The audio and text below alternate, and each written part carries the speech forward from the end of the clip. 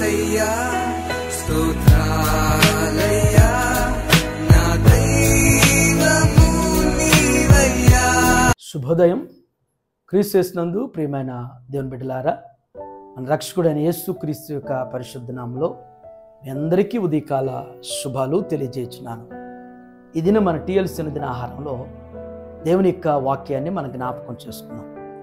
సామెతల గ్రంథం 11వ అధ్యాయం 18వ వచనాన్ని చదువుకుందాం. భక్తిహీనుని సంపాదన వానిని మోసం చేయును, నీతిని విత్తువాడు శాశ్వతమైన బహుమానము నందును. దేవుని బిడ్డలారి, ఉదయకాల సమయంలో దేవుడు ఇరువురు వ్యక్తుల ద్వారా మనతో మాట్లాడుతున్నారు. ఒక భక్తిహీనుని గురించి జ్ఞాపకం చేస్తున్నారు, ఒక నీతిమంతుని గురించి, నీతిని అనుసరించేటువంటి వ్యక్తిని గురించి మనకి జ్ఞాపకం చేస్తున్నారు. మొదటి తలంపు ఏంటంటే, భక్తిహీనుని సంపాదన వానిని మోసం చేయును. నిజమే, ఒక భక్తిహీనుడు ఉన్నాడంటే ఆయన ఎలాంటి పరిస్థితుల్లో సంపాదిస్తున్నాడో, ఆయనకున్నటువంటి భక్తిహీనతను బట్టి తను ఒక దుర్మార్గుడుగా, తను అన్యాయంగా, దుర్మార్గంగా తను ఎంతో సంపాదించుండొచ్చు. ఆ సంపాదన తనకి అది మోసకరమైంది. తన్నే తను మోసం చేసుకుంటున్నాడు. ఎలాగా మోసం చేసుకుంటాడంటే, భక్తిహీనుని యొక్క సంపాదన ఏం చేసిద్దంటే తనకొక వ్యక్తిత్వాన్ని లేకుండా చేసిద్ది. భక్తిహీను యొక్క సంపాదన తనకొక మంచి వ్యక్తిత్వం అనేటువంటిది లేనటువంటి వ్యక్తిగా మారుస్తుంది.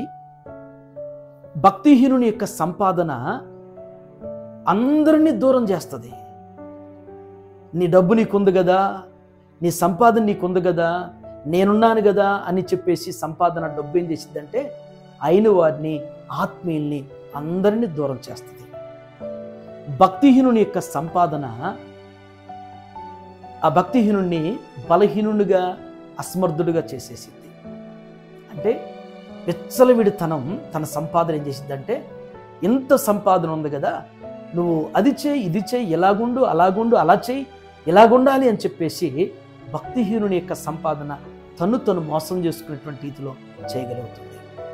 బైబిల్లో దేవుని బిడ్డలారా, ఎలాంటి భక్తిహీనత కలిగినటువంటి వారు, వారి సంపాదన వారు ఎంతగా మోసగించబడ్డారనేటువంటిది ఎందరో జీవితాలు చూస్తాం. ఫర్ ఎగ్జాంపుల్, ఓల్డ్ టెస్టిమెంట్లోనే చాలామంది కనబడతారు మనకి.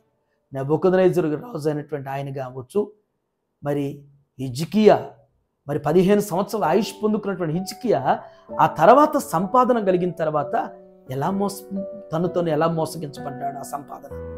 ఇంకా ఆహాబు, యెజ్బెల్ అనేటువంటి వారు, వారి భక్తిహీనత, వారి సంపాదన వారిని వారే మోసపరుచుకున్నటువంటిది. రెండవ తలంపు, నీతిని విత్తువాడు శాశ్వత బహుమానం పొందును. నీతిని విత్తినవాడు, నీతి కలిగి మంచి పనులు చేసేవాడు, మంచి నిర్ణయాలు తీసుకునేటువంటి వాడు, నీతిని విత్తినవాడు మంచి బహుమానం పొందుతాడు.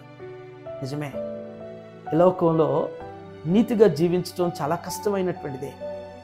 నీతిగా ఉంటే నిందించబడతాం, నీతిగా ఉంటే అవమానపరచబడతాం, నీతిగా ఉంటే మరి దారుణంగా దోచుకునేటువంటి పరిస్థితి అనేటువంటిది ఉండకపోలేదు. కానీ మన నీతిని విడిచిపెట్టకుండా నీవు నీతిని విత్తేవంటే ఒక దినాన, అంటే అప్పటికప్పుడు దాని యొక్క ఫలం కనబడకపోవచ్చు, అప్పటికప్పుడు దాని బహుమానం కనబడకపోవచ్చేమో, కానీ నీతితో నువ్వు విత్తినటువంటి మంచి మాటలు కానీ, మంచి పనులు కానీ, మంచి ప్రణాళికలు భవిష్యత్ తరాలకు ఆశీర్వాదకరంగా నిలుస్తాయి.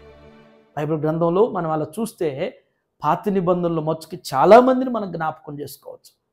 అబ్రహాము కావచ్చు, మరి ఇస్సాకు కావచ్చు, దావీదు కావచ్చు, భక్తులైనటువంటి వారి జీవితాలు, వారు నీతిని విత్తారు, వారు గొప్ప బహుమానం పొందారు. తర్వాత వారి తరాలు వారు ఆశీర్వాదకరంగా చేయబడ్డారు. భూమి మీద కూడా మనం గ్రహిస్తే, మీ లోకంలో మరి మన దేశంలో మనం గ్రహిస్తే రతన్ టాటా ఆయన గుర్తు చేసుకోవచ్చు. మనం వారి తండ్రి గారు ఒక మాట జ్ఞాపకం చేశారండి, మనకు లాభం రాకపోయినా పర్లేదు కానీ ప్రజలను మోసం చేయొద్దు అనేవాడు.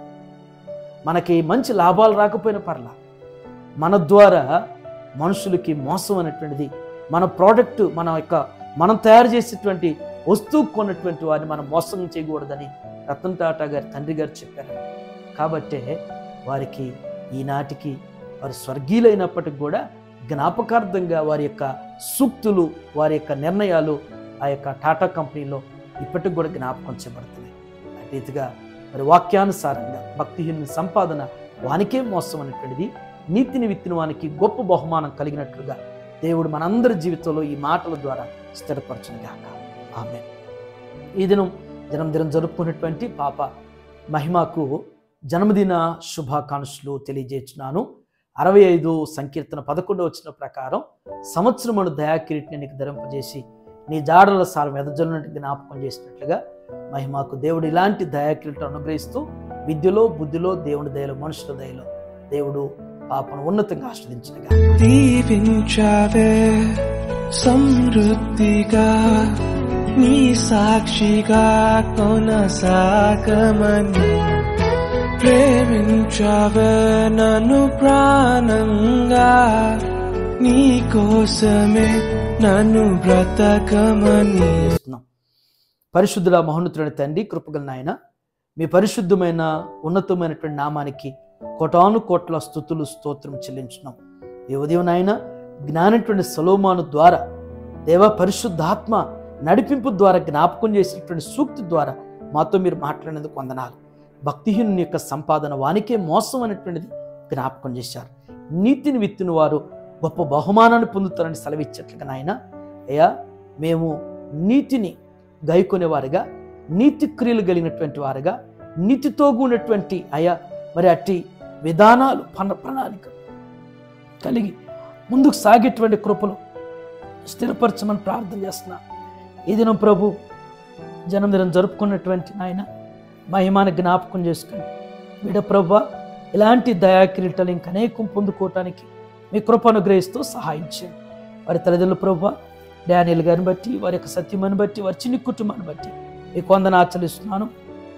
వారి కుటుంబాన్ని మీరు దీవించి వృద్ధిపరచండి. ఇది నుండి ఆయన టీఎల్సీ అనే ఆహారం చూస్తున్న ప్రతి బిడ్డను, ప్రతి కుటుంబాన్ని కూడా మీరు జ్ఞాపకం చేసుకుని ఈ దినదీవులతో మీరు నడిపించి సహాయం చేసి దేవ ఉన్నతమైనటువంటి బహుమానాలు పొందుకున్న రీతిలో స్థిరపరచమని యేసు నామములో ఈ ప్రార్థన మీకు సమర్పించున్నాను తండ్రి.